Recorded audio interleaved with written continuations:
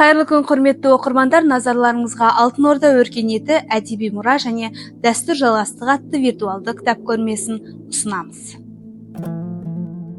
Ұлы дала төсінде өркендеген Алтын Орда өркениетінің адамзат тарихындағы орны, түркі халықтарының тілі мен дініндегі, әдебиеті мен мәдениетіндегі маңызы орасан зор. Алтын Орда дәуірінің әдебиеті туралы айтар болсақ, Алтын Орда 13-14 ғасырларда күшті мемлекет болып тұрды. Бұл тұста оның мемлекеттік беделі көтеріліп, көрші елдермен қарым-қатынасы нығайды, шаруашылығы, мәдениеті өркен жайды.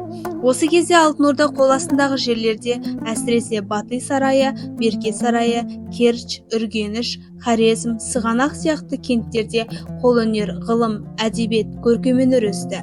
Алтын Орда халқының басым көпшілігі түрік текті ру тайпалар. Халықтар солардың ішінде қыпшақтар, оғыздар болды. Сондықтан Алтын Орда дәуірінің әдебиеті түркі тайпалары мен халықтарының бәріне бірдей. Алтын Орданың құрылуынан құлауына дейін атты кітабы, бұл кітапта Алтын Орда дәуіріндегі хандар мен елеулі тарихи тұлғалардың халықтар мен мемлекеттер өміріндегі түбегейлі бетбұрыс кезінде атқарған қызметтерін баяндайтын мақалалар топтастырылған. Тұрсын Сұлтановтың Алтын Орда кітабы.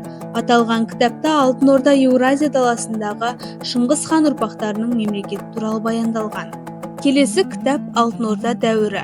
Құтыптың құрсауы мен шырын поэмасы деп аталады. Бұл еңбекте Алтын Орда дәуірінің тарихи, мәдени және тілдік үрдістері жан-жақты сараланған. Қазақ жұртының Еуразия тарихындағы осы ұлы империяның бүгінгі мұрагері екендігі әдеби, тілдік тұрғыда дәлелденген. Алтын Орда хандары кітабында Алтын Ордада билік құрған бізге белгілі барлық хандардың өмірі мен қызметіне қатысты мәліметтер жинақталған. Қазақ хандығы бірінші бөлім Алтын Орда 10-15 ғасырларда кітабында Орта Азиядағы 9-12 ғасырлар аралығындағы қоғамдық саяси жағдай, тарихи тұлғалардың өмір жолдары мен атқарған қызметтері туралы баяндалған.